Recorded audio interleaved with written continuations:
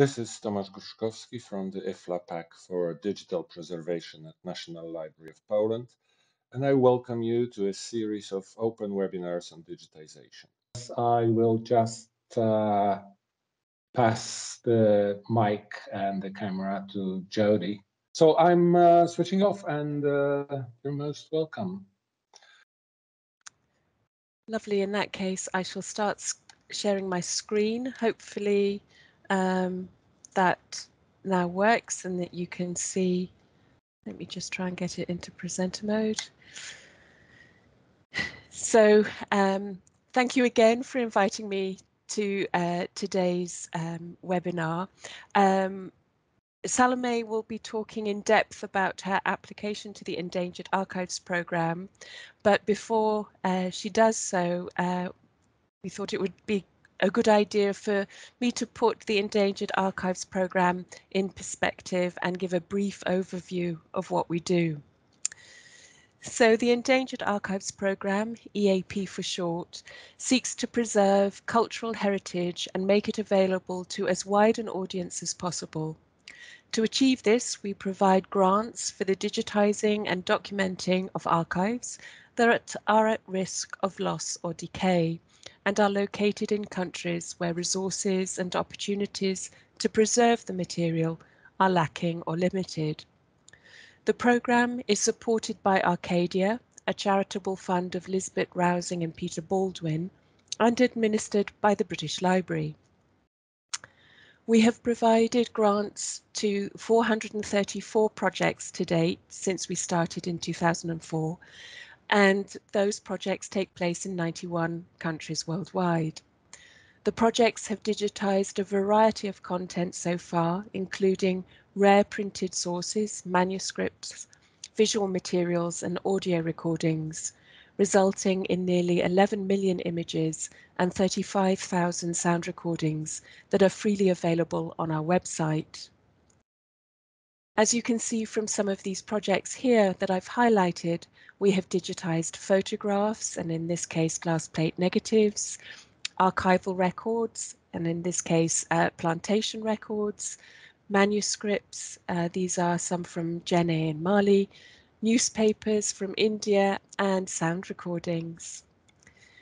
And here are some of the more unusual projects that we have supported to date. So temple murals from Tamil Nadu in India, rock inscriptions, and even sluice inscriptions, again also from India. The fundamental principle of EAP is that the material is not removed from the country of origin.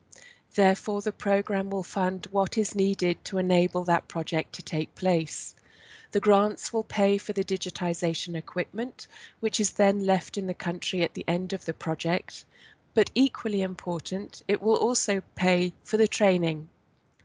There must also be at least one local archival partner that agrees to safeguard the master digital copy.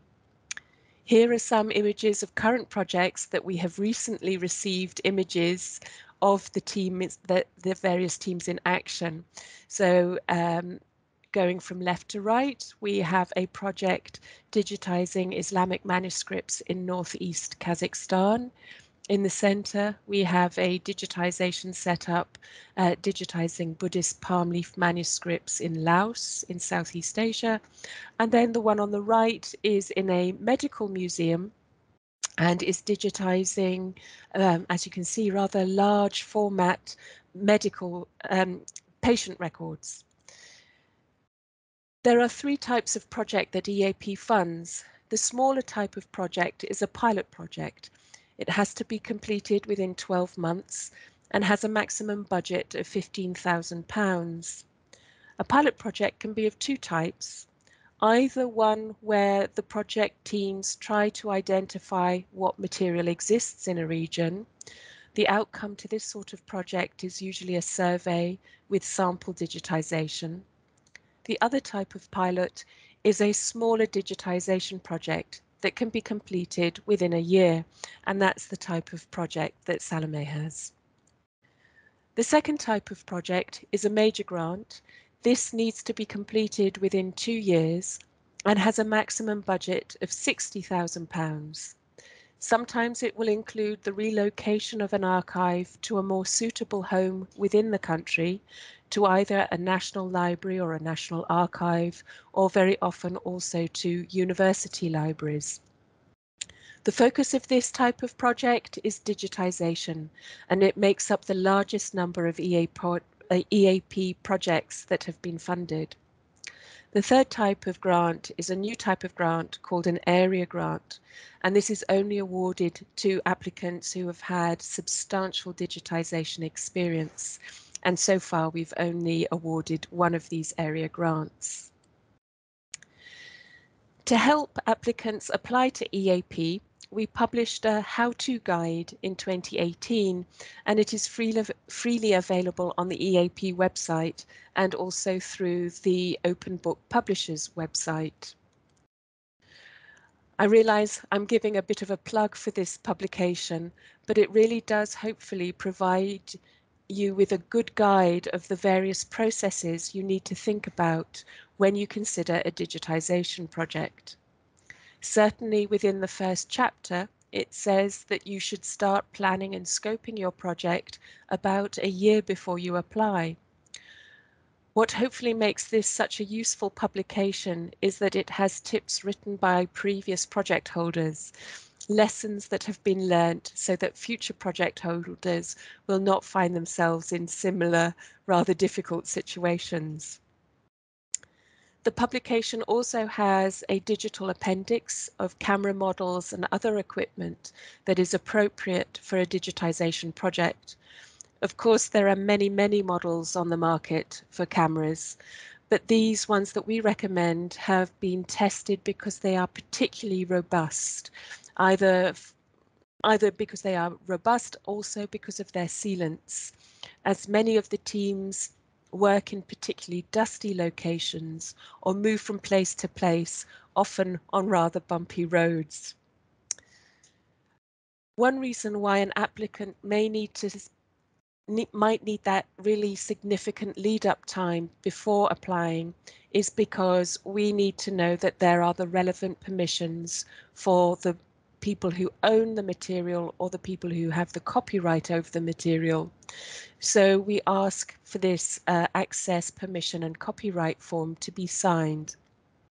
And it is absolutely vital that at the detailed application stage that we receive this form.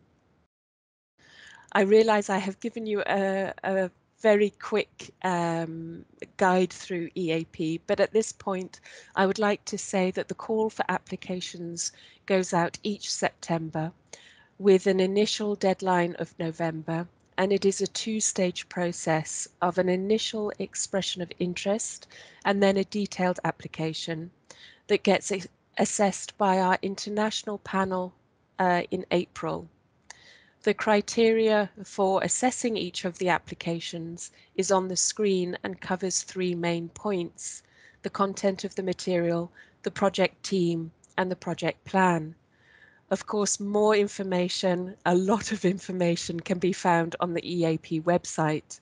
But if you do have any specific questions, please do feel free to email me. I would also like to point out that if you are interested in EAP and want to follow what we're doing, we have an EAP blog that gets updated regularly, and we have a Twitter account. And you can also sign up to our newsletter through the EAP website. And I'm sure there'll be questions later, but now over to Salome, and I will stop, hopefully, sharing my screen. Thank you very much, and thank you, Jody, for the very interesting and informational presentation. Now I will try to share my screen. Okay, hello, I'm Salome Phachuashvili, and I'm collection curator at the State Silk Museum in Tbilisi, Georgia. And today I want to talk about my experience of EAP program application preparation, then applying and project implementation. But first of all, I want to introduce our museum very briefly, so that you have better understanding of our project. So the State Silk Museum is one of the few silk museums all over the world, and is unique with its 130 years of history. It was part of the Caucasian Sericulture Station, a research and educational institution which aimed to promote and develop silk production in the Caucasus, which was then part of the Russian Empire. The museum, together with the library, was originally part of the station complex, and they are still located in the same halls with the same old vitrines, as you can see on the photos. And the museum collection is very various and includes different kinds of objects related to silk. For example, as you can see, we have silkworm entomology collection, mulberry tree related collection, ethnographic collection, textile collection, and much more. But the collection that is most important for this presentation is the 1890s and 1900s photographs that were mostly taken in the Caucasus during the expeditions organized by the station for documenting the local traditions of sericulture. There are more than 500 photos from this period in the museum, and they are part of the museum photo collection, which includes also 20th century and 21st century photos and film and glass plate negatives. The project is called the Caucasian Silk Circle, a digitizing photo collection of the State Silk Museum in Georgia. And its timeframes are September 2021, May 2022. So we are pretty much in the end right now. And the reason we chose this part of the collection for digitization is, of course, historical and ethnographic and visual significance, and also the EAP program date requirements, which is up to the 50s, middle 20th century.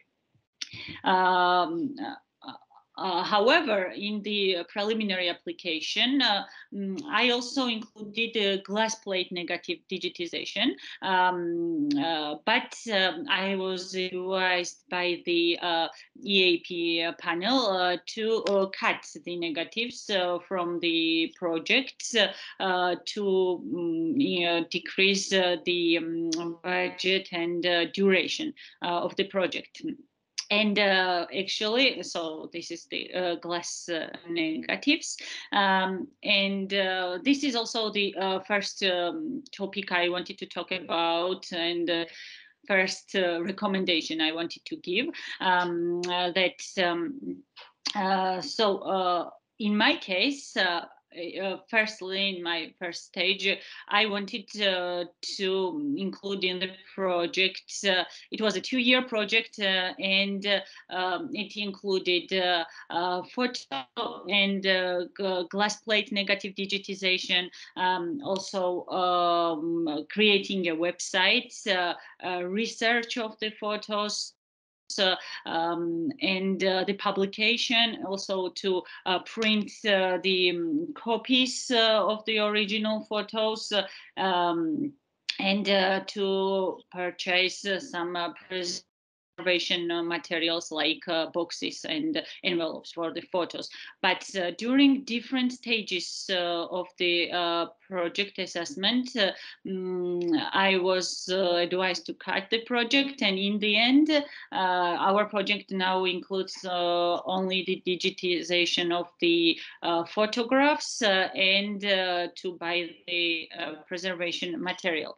So my first tip would be for the future applicants to go big with your ideas, because you may include as many components to your project as you think is necessary, and then if it's too much, then the EAP team and the assessment panel will recommend to reduce it. But of course, you should take into considerations the guidance for the applicants, which gives you some topics which is not eligible for funding. So the next topic that I want to cover is the material to be digitized. So unless you have a pilot project with the aim of material evaluation and research, you should know your material quite well before starting the application writing process, because you should mention the number of the items to be digitized and all the other characterization in the application. And even if your project is not successful, you are still left with this information, which you can use to find other source of funding. Also one big decision that you should make before writing the application is whether you use a scanner or a photo camera for the digitization process. So both of them have some advantages and disadvantages regarding the results that you want to have. For example, the individual photos that are deformed get a better image with a scanner, because it helps to make it more flat, and also not to have the reflections. But some books are better to be shot with a photo camera, because they have different physical characteristics, and maybe they are fragile. In my case, although around half of our photographs are on individual mounts, and it might have been a little bit better to use scanner, we still chose the photo camera because I also needed to think about the project sustainability and how the equipment would be used after the end of the project. So in our museum, we don't have that many objects that are flat and that can be scanned. So we would use photo camera better for other objects. So that was one reason that I chose the camera over a scanner. But also another decision that I made was to choose a copy stand over a tripod, because it is a copy stand is very useful for the flat objects to digitize, and even though it might not be helpful for every other object that we have in the museum in future, but I thought that for this project it would be very useful to have a copy stand. So another tip would be to find a local institution that has done digitization, and ask them to train you and your staff, because even with all the help that EAP sources can provide, it is still important that you have an opportunity to be taught by the person which has experience to do the digitization, and who can answer your questions, and also who can observe the beginning of your work and give some advices. But of course, here I should mention that the EAP team also provides help by evaluating the first sample images and sample metadata, and gives all the recommendations. And Jody here was actually the person who evaluated our photos and metadata, and gave us really helpful recommendations so that we could improve and meet the EAP standards for digitization. I would add one thing about the digitization process here, that while coming up with the project timeframes, always be generous in this regards to give time to yourself, because you don't want the project to not to the deadlines because you anticipated too little time, and there are some unforeseen circumstances that can prolong the process of digitization and also metadata creation, which is really time consuming, I can tell from my experience. So you should have this in mind while doing and writing the application. So one quick thing I also want to mention here is the risk assessment in the preliminary application. I'm sure that you don't need my advice with this part after what we've been through these past years, but I also mentioned it briefly. I do not hesitate to think of the things that even seem the least probable, and try to come up with some solutions beforehand, because my initial application was, for example, written before COVID, and of course it was much humble, but the DAP asked all the applicants to rewrite this part after the assessment process was postponed for a year, and we had to reapply in 2021. So final big topic, of course, is creating the budget. It might be quite challenging if you don't have any experience in digitization, but don't worry. I basically wrote all the project by myself, and I did not have any experience before in digitization. There is an excellent resource on the EAP website called Remote Capture, which walks through the whole process of digitization step by step. And as an appendix, it also has the list of all the equipments that you will need, and even their models and prices, which should be checked, of course, for your country and for the particular moments, but it is still, of course, very helpful. Regarding the prices, I used online stores to find the price of each object, because almost none of the equipment and material was available locally in Georgia, and I had to order them in other countries. Here, a very helpful factor is availability to add 15% budget contingency to each price, which gives an opportunity to avoid any price fluctuations in future due to some expected or unexpected reasons, like COVID in my case. Also, you should consider the technical issues of online shopping if you are a state institution, because there can be some limitations due to some national legislation. And finally, by all means, ask all questions to the EAP team. They are really very helpful. I would recommend to make a list of your questions during the application writing process, and ask all of them towards the end of the deadline. They are very quick to answer, and if by any chance the answer is not clear, you can ask again. And of course, if you feel that I personally can be helpful somehow, do not hesitate to contact me by email as well.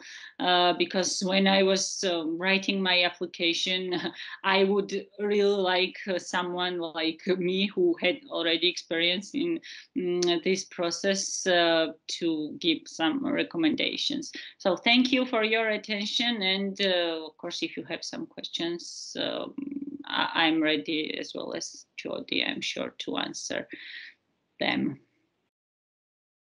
Thank you very much, Salome. I hope there will be very nice questions you will be able to answer. after that. Jody, are you coming back for any more info? Only to say No. that I can answer questions, but it was lovely to hear Salome give such a thorough description of her project. You and be so positive about the EAP program. So that was lovely to hear. Yeah.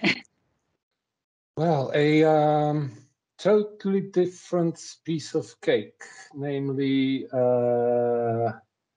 the project of the National Library, which has been, first of all, I have to say that we are quite a big library, not as big as, and there goes 20 names. But still, the scale of our digitization activity is much larger than anything that EAP does. But on the other hand, I will not be saying, oh, here is the proper way of doing things, because the main thing that I have learned during the preparation of the digitization project, during thinking about it and working on it, was that everything depends.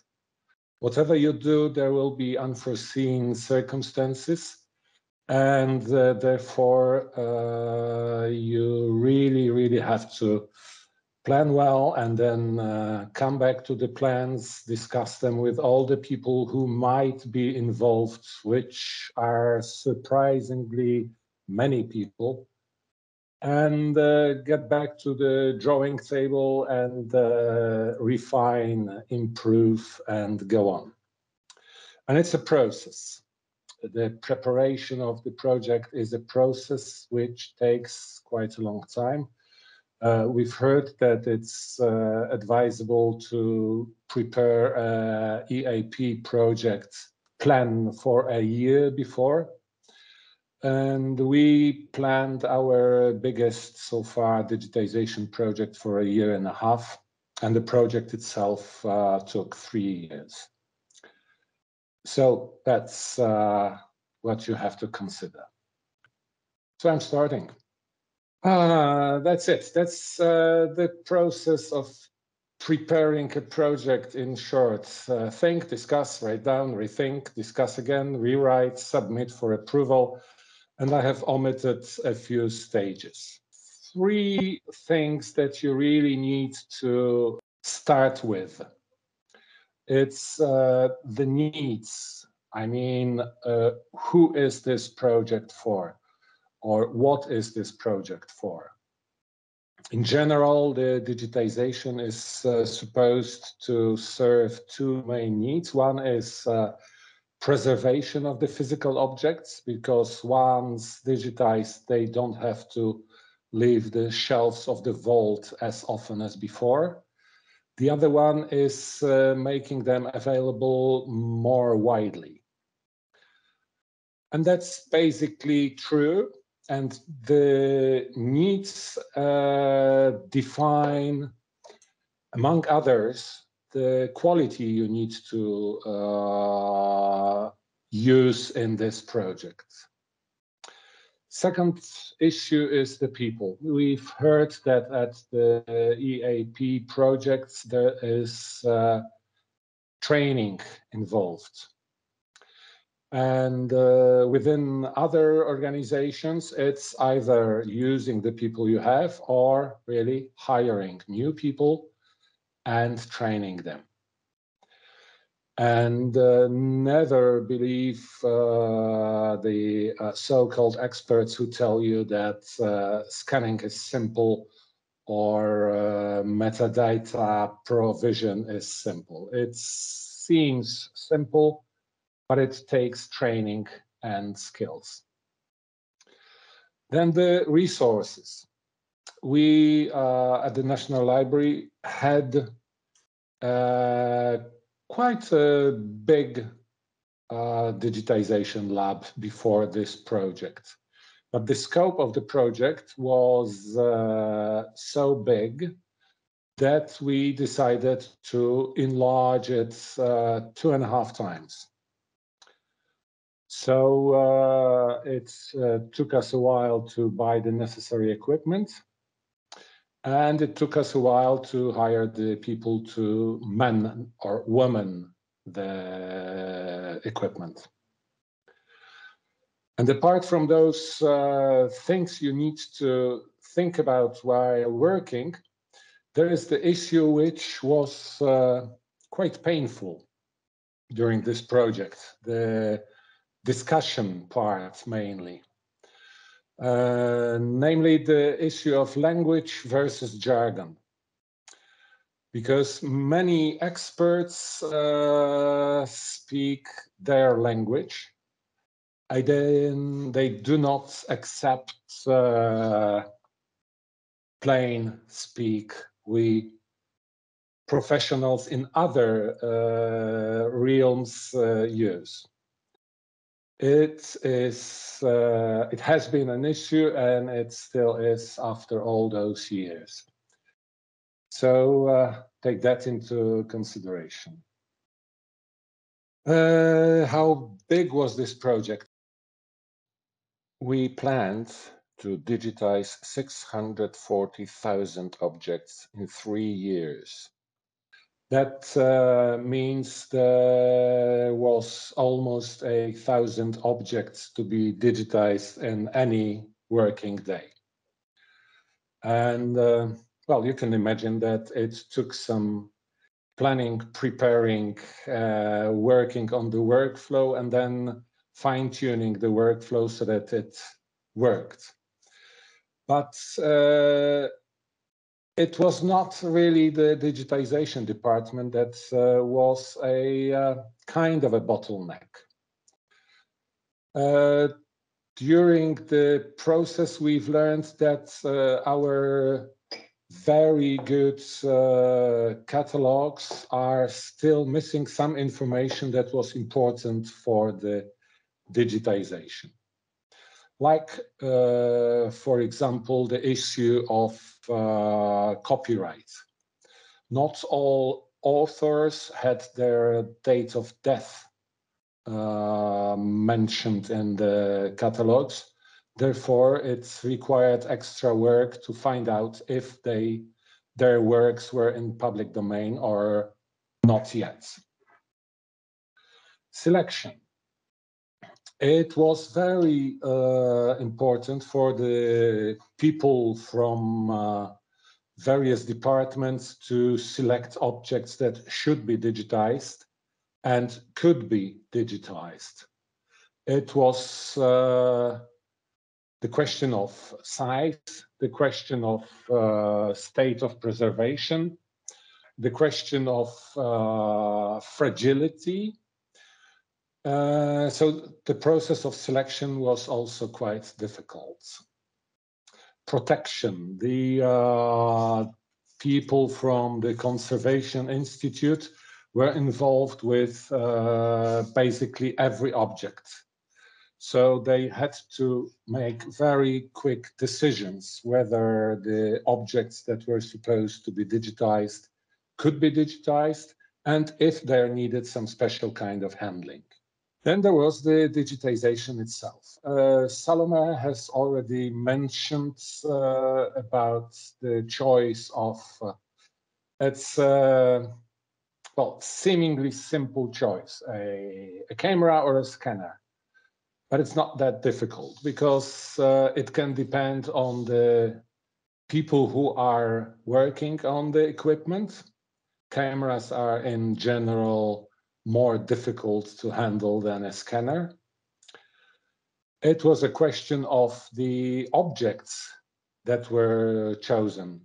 Like, for example, the difference between a map and a globe, which is a 3D project, and it has to be handled totally differently and cannot be scanned on a scanner.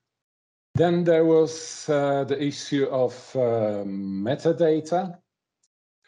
We did have all the data that has been cataloged in our digital catalog, and it was applied to the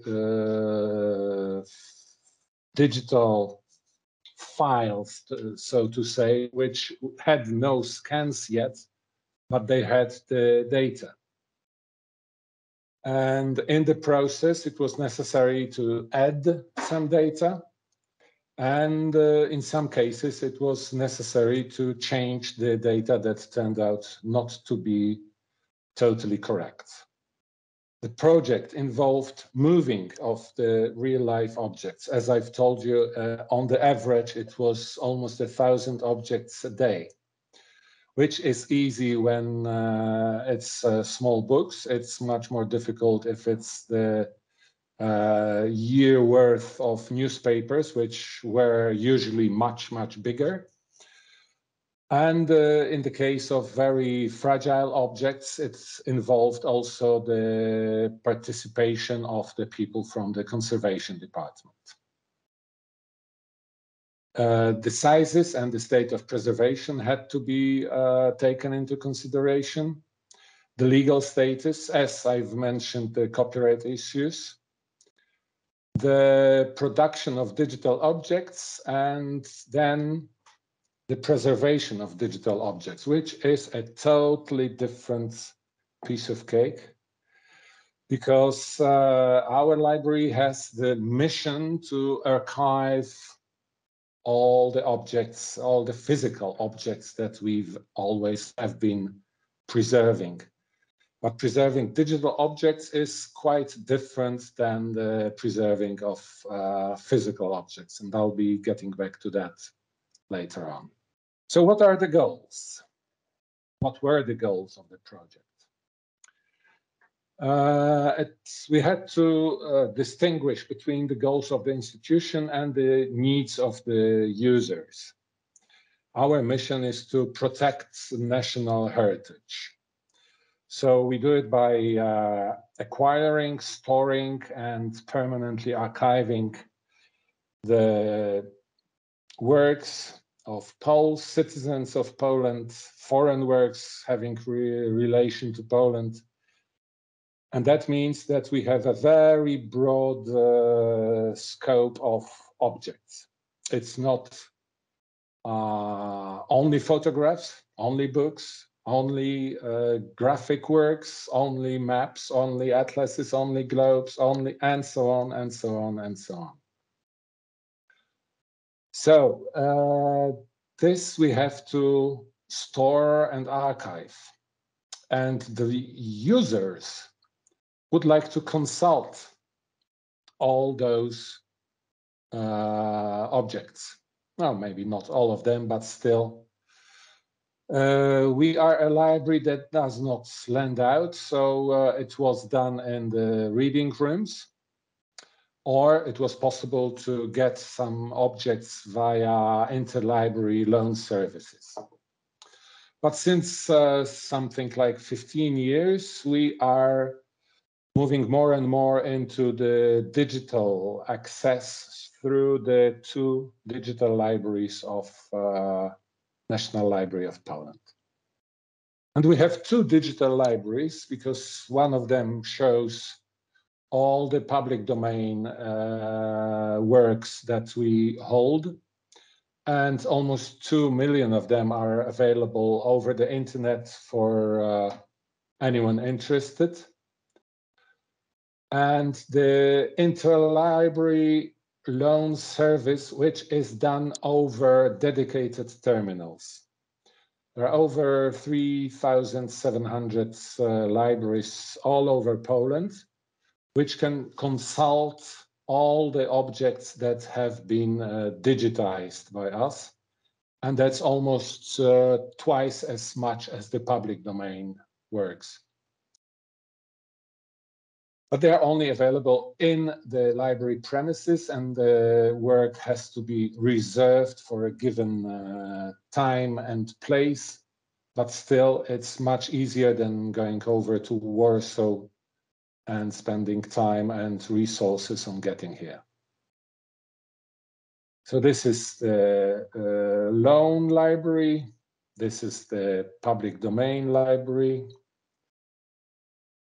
And connecting the goals of our institution and the needs of users, we have to protect, store, allow access, but in the 21st century, we have to store the collections, including digital objects, and allow fast, easy, uninterrupted access in the digital libraries. So, one thing that you have to remember is that whatever the time span of the project is, it's a process. And it should not stop when the digitization project as such ends. I'd like to show you an example of a very nice work which has been digitized and made available, but it was done somewhat in the short term. I don't know what was the reason for the disappearance of this digitized object, but it has disappeared. This making available requires findability and accessibility. So there is a very nice manuscript in a French library. It's from 1692, and it's about usage of color.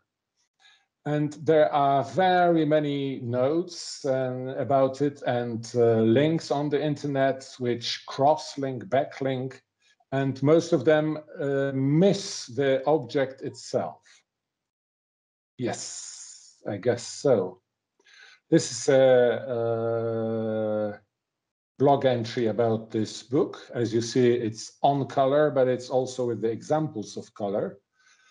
Unfortunately, where it says the book is available here, it's not there anymore. The website does not exist, so the book is gone, seemingly. Luckily, there are different resources on the internet. It's possible to find it if you search on the French title, not English as in the English blog. And it's available on the library site, and we can see the beautiful pictures and all the colors that have been done, prepared in 1692 in one copy and made available, but not really findable. And this is the issue of long-term working on the project.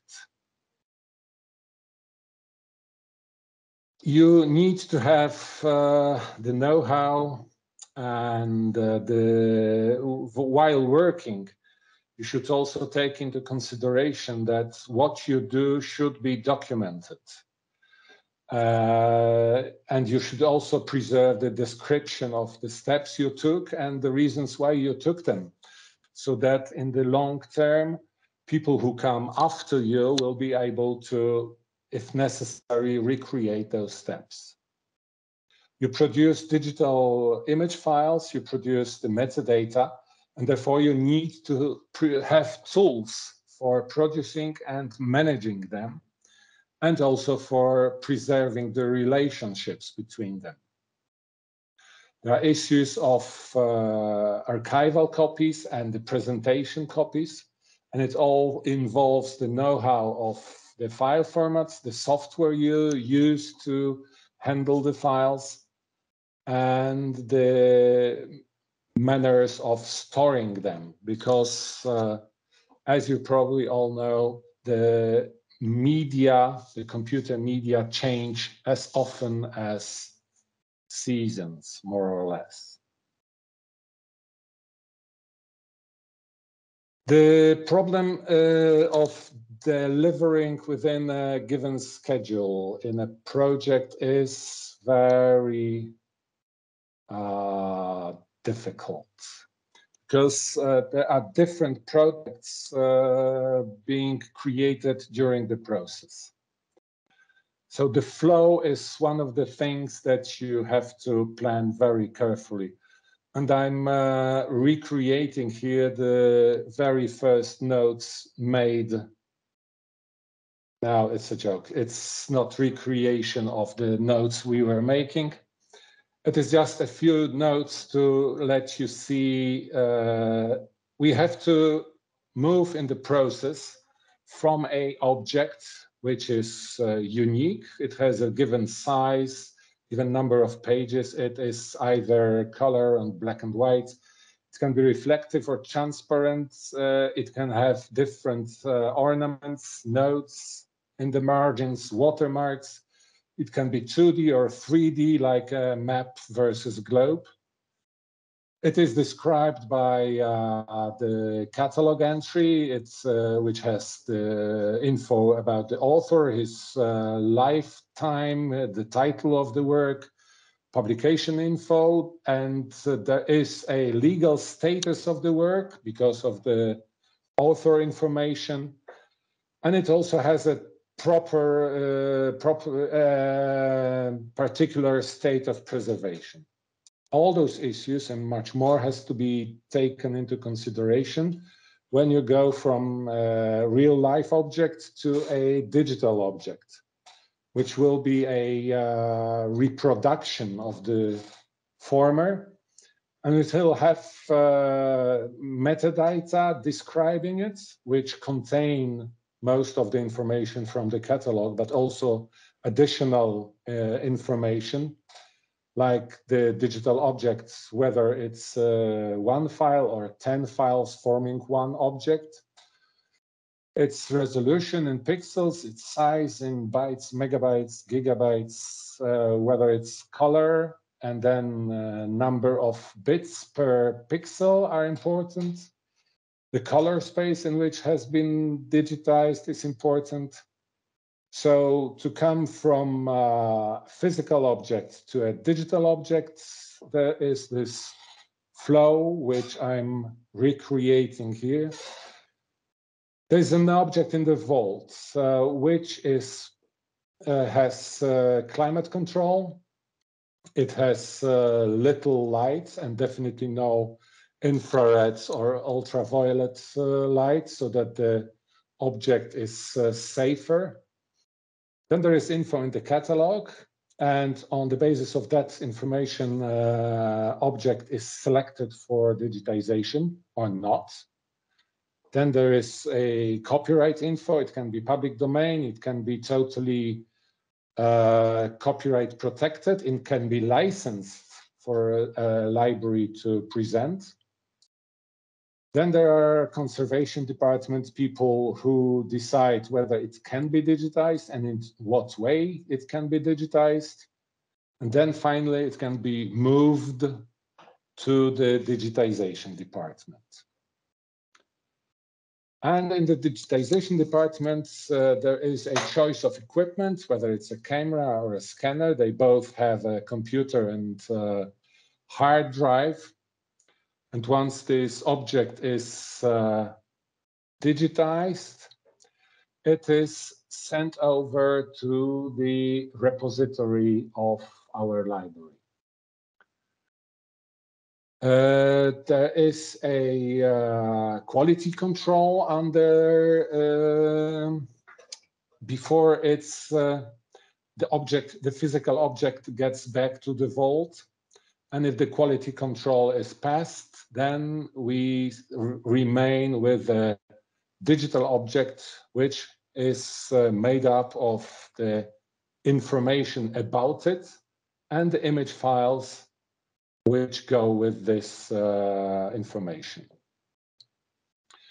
We produce TIFF files, uncompressed TIFF 6.0 during digitization, and we do not work on them in any way. And then in the repository, additional formats and sizes are produced. The TIFF files serve the archival purpose. They stay and they should not disappear. The additional formats can be reproduced from the archival files, so we do not have to take care of them in the same manner as we do with the archival digitization files. But still, we take care of them, and the formats which are used are PDF-A, mostly for the objects with the text layer, because we do optical character recognition in many cases. So apart from the images, the files contain also text. There are JPEG files and JPEG thumbnails for the presentation purposes. Once all those files are created, there are the people whose profession did not exist some 20 years ago, or maybe 30. Digital curators or digital librarians, whatever you call them.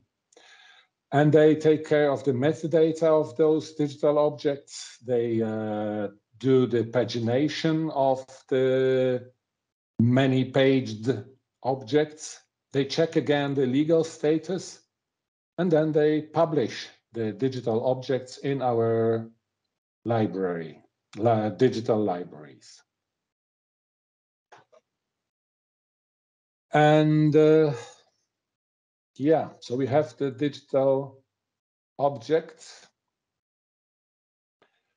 And here are some of the resources with the departments that took care of delivering them.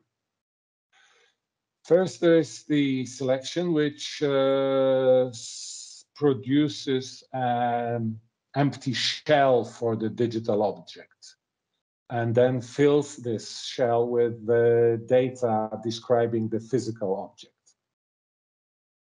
Conservation people check if the objects can be digitized.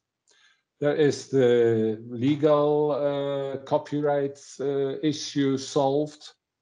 The objects are being transported to the digitization department. I have omitted security stuff here, which is involved if the object is very valuable and is stored in the so-called treasury.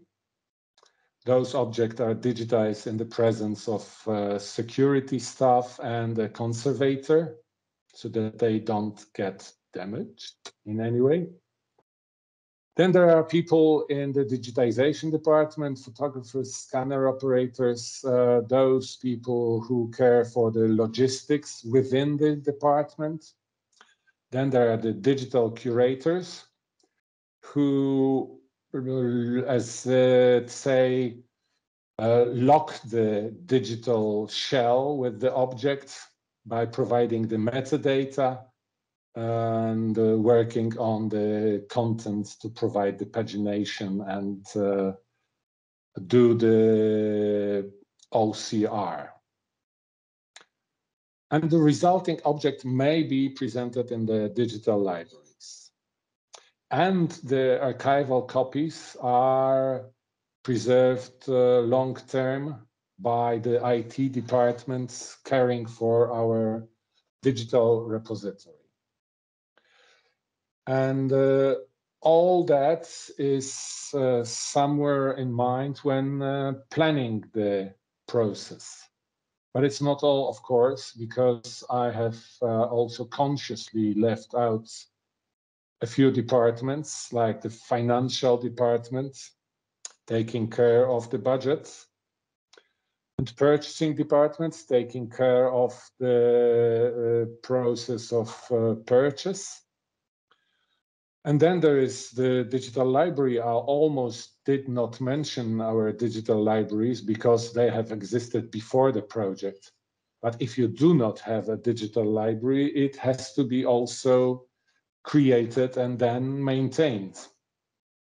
And the promotion department, because what's the use of a digital library if nobody knows about it? And many more.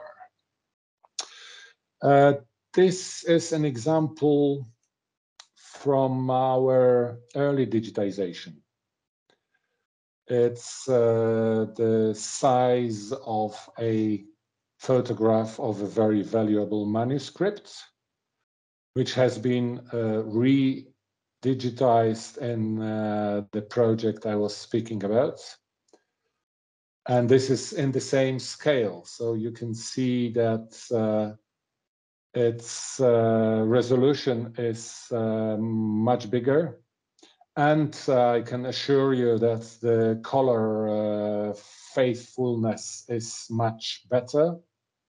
So this is not the one-to-one scale.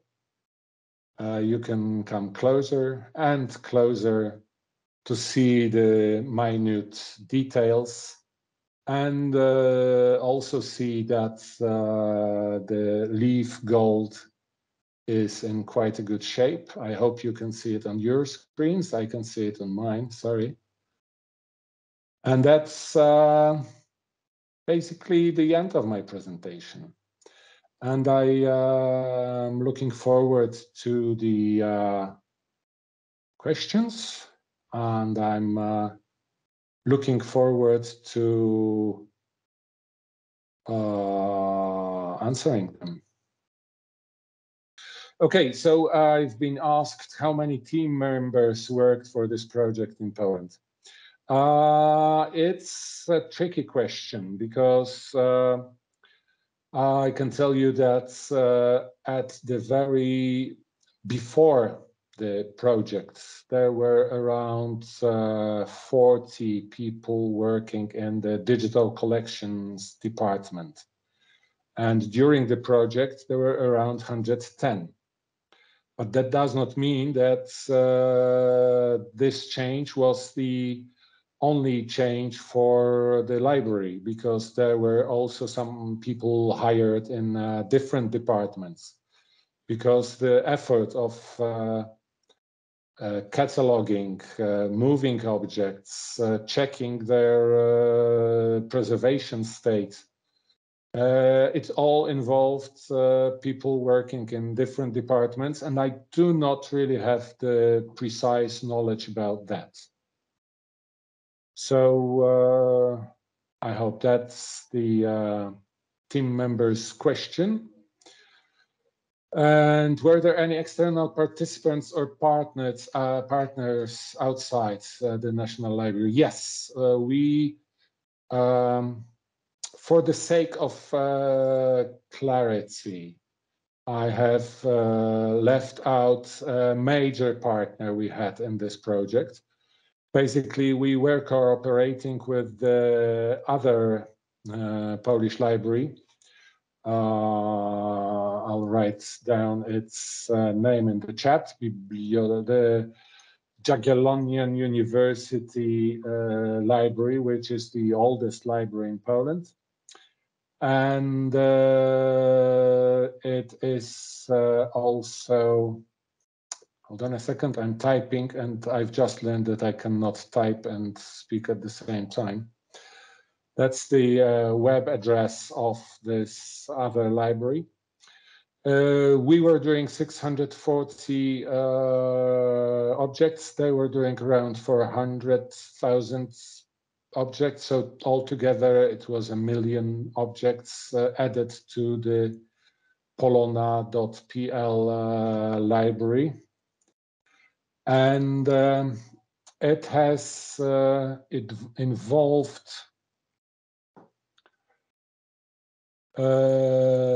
building a glass fiber connection from this library to a this library is in a different city in Poland, so they had to both they and us had to lay down some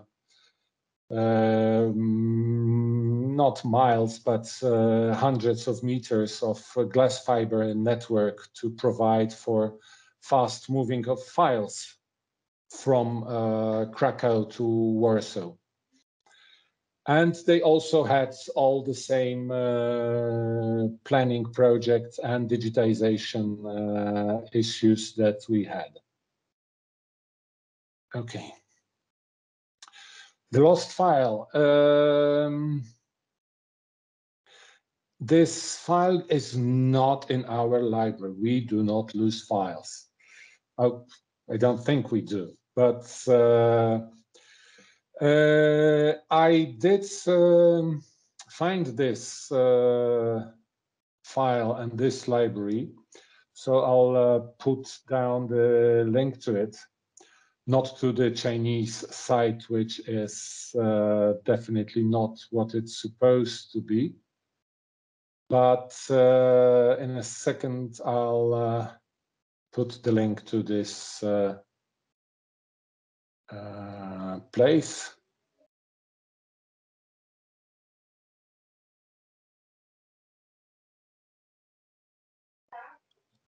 Okay.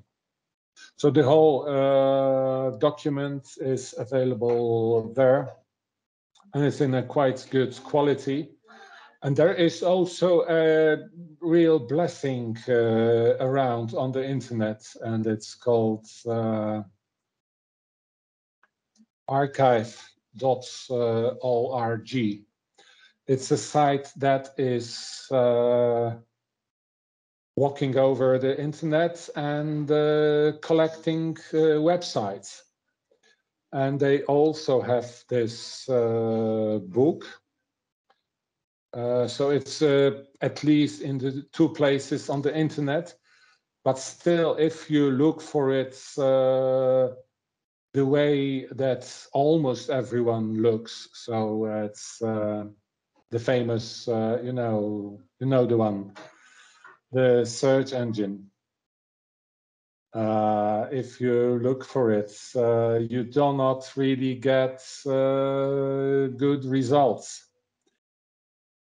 Is it okay if I ask Jody, because I must admit that I was nervous while you were speaking, so I just wanted to make sure that you have told everyone what are if there are deadlines for submitting the new projects.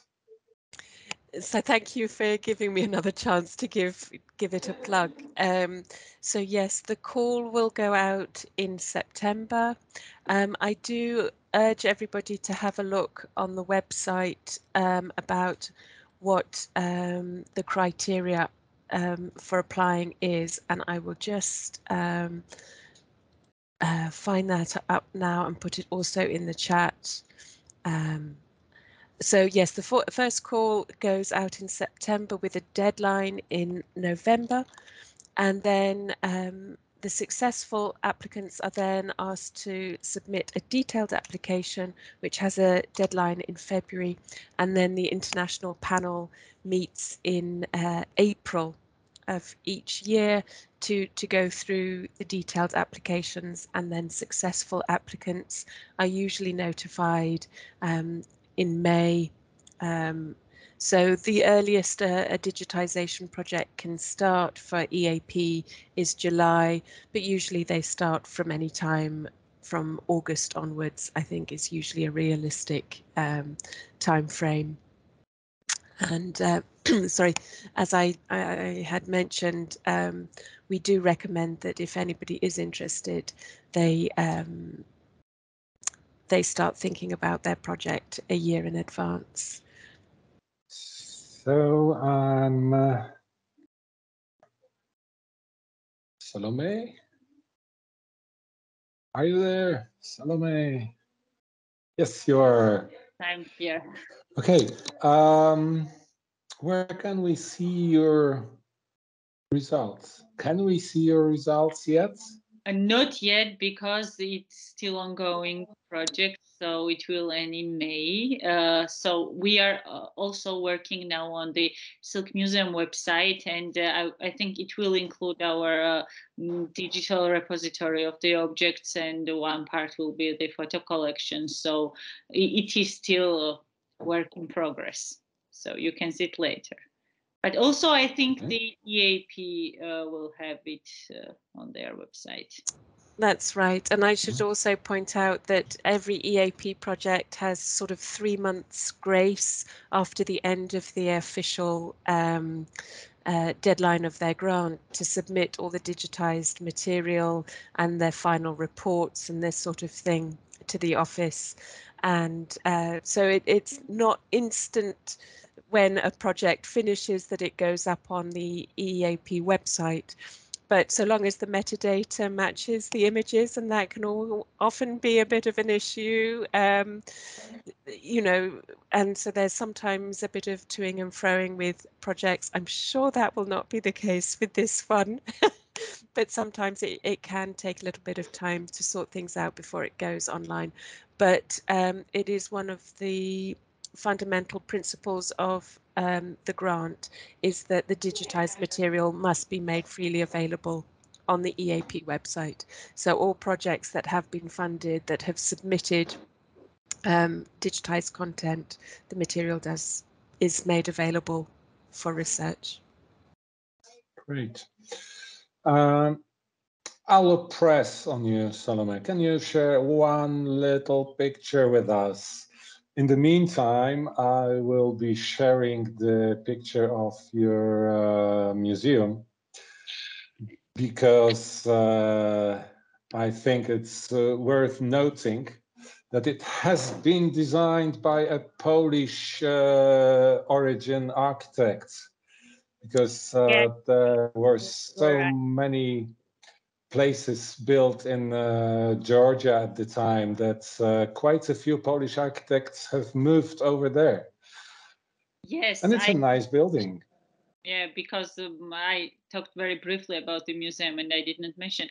And the good thing is that now the building is undergoing the major restoration works. So it will reopen maybe in a year and a half, something like that. And then it will show its beauty better, because now it was in quite a bad condition. And the photos, yes, of course, I showed some of them in my presentation, but also I can show it. I have some of them here. Let me, sorry, let me do this.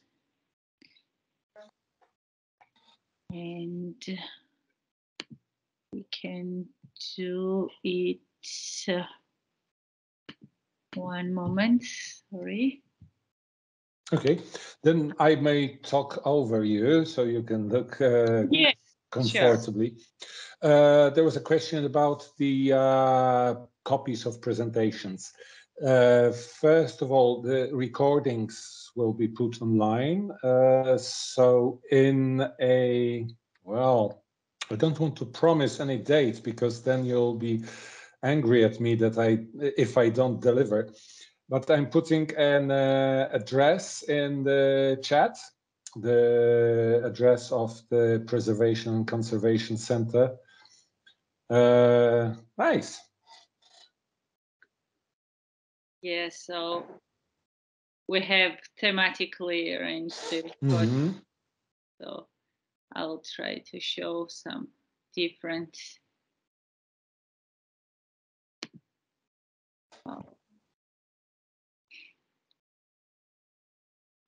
There are some very different types of photos that you can see. Some mulberry trees and architecture, and my computer is going crazy. So but you can talk, I think. Okay.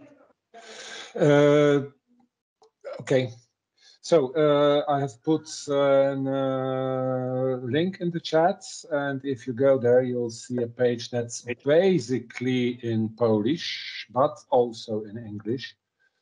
We are multilingual, and under the heading IFLA Pack for Digital Preservation Webinars 2021, you can see the links to 4 webinars which we have held last year. Setting up a mass digitization project with Martina Hoffman from Swiss National Library. Measuring and ensuring the quality of digitization with Don Williams from the USA. And meeting those 2 webinars was the webinar by my colleague from the National Library of Poland, Andrzej Daniluk, who was partly, with me being the other part, responsible for quality in mass digitization projects.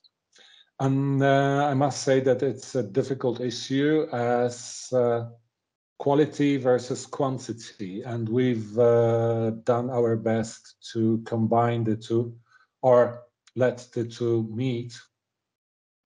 There was also another webinar with 3 members of the premise committee talking about the metadata. If you have questions or requests, contact me at the email I am putting in the chat right now. And at the same address, which I mentioned before, you will be able to see the links to the recordings of this webinar. Okay. I guess it's, I didn't speak with you, Jody and Salome, about letting the people use the presentations as well as such. I don't know if you can send them to me, I'll put them on the website. Okay. So I hope that Ayman AM Bastanji, hello, is content with the promise. I hope the promise will be lived up to. And hello, are there any more questions? Did I miss any question? No. Okay. I'm sorry, my computer went really crazy. I couldn't share more photos because it was really just turning and turning. So sorry for that. No, that's okay. That's okay.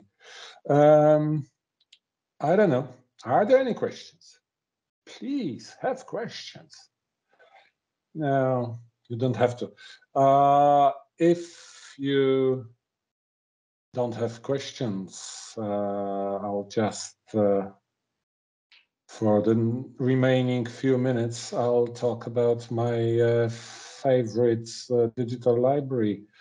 And you're welcome to visit it before it gets an upgrade, which it will get within a couple of months. So then it will be better, but it will be different, and I'll be not happy because of that, because you're only happy with the things that you know.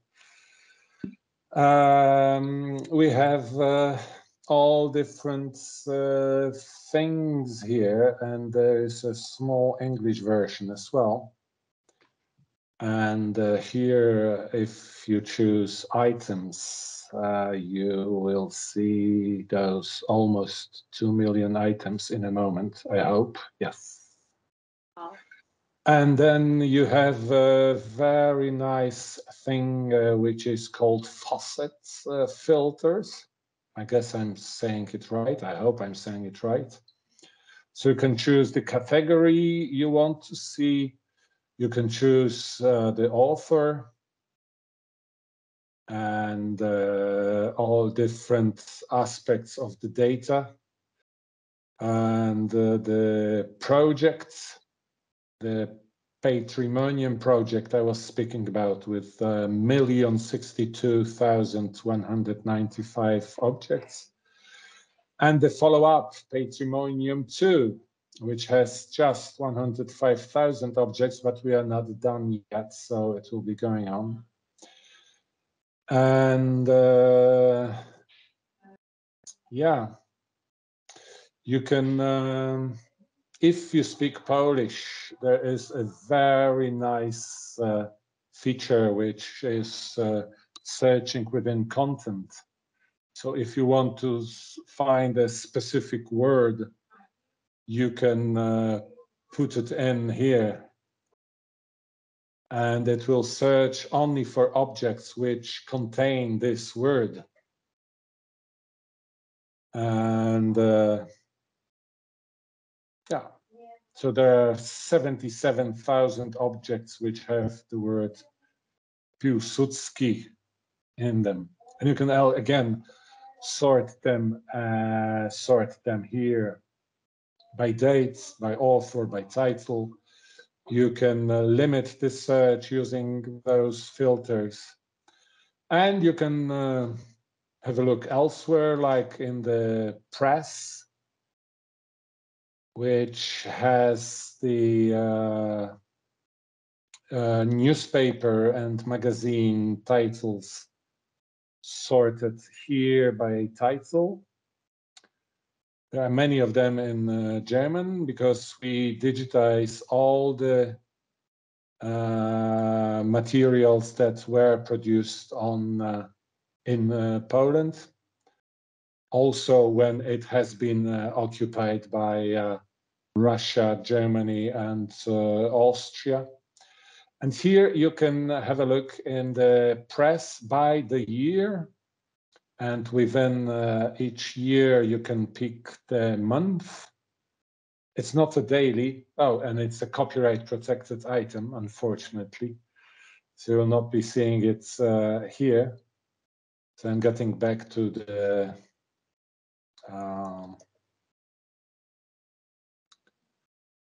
press to show some other newspaper, which is, oh, I was looking for the other one. This is a daily, so you can see by the year and by the month, and those whiter squares show the date, so you can see what was going on April the 7th in 1864. And this newspaper, you can see all the pages, pick up the page with the classified ads and find out what do we have here. A toothpaste, lottery, and selling many adverts for the toothpaste. It was probably still an issue. But also horses are being sold on the 25th of April. No more questions?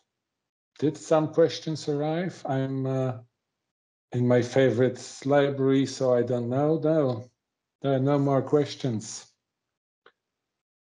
Salome, Jody, it's been a pleasure. I hope you're satisfied with the meeting. It's been a very enjoyable webinar, so thank you for inviting me. Yeah, thank you. Thank you very much. It was very And this nice. is the thank you all the people who have joined us, and see you in a month's time, because on the 5th of May we are back with well, what with safe handling of objects during digitization process. and I'm looking forward to seeing you. I'm looking forward to my guests. There will be 2 guests, which still remain a secret, but we'll be speaking about Tibetan manuscripts, among other things. So this is something very interesting. Okay. Thank you very much. It's been a pleasure. And if anyone has access to chat anymore, you can see my email address and Jody's link, and enjoy, stay safe. And yeah, I guess I have to add something. The first seminar, I had a guest from Ukraine, Alexandra, who said that all their plans have been basically cancelled on the 24th of February. And one of their main activities was sending up the archival copies into a safe place abroad. Backup, be safe. I hope that, yeah, we stay safe. Thank you. Thank you. Thank you. Bye-bye. You can see my email address and the link to the recordings of all the webinars past at the address shown on the screen.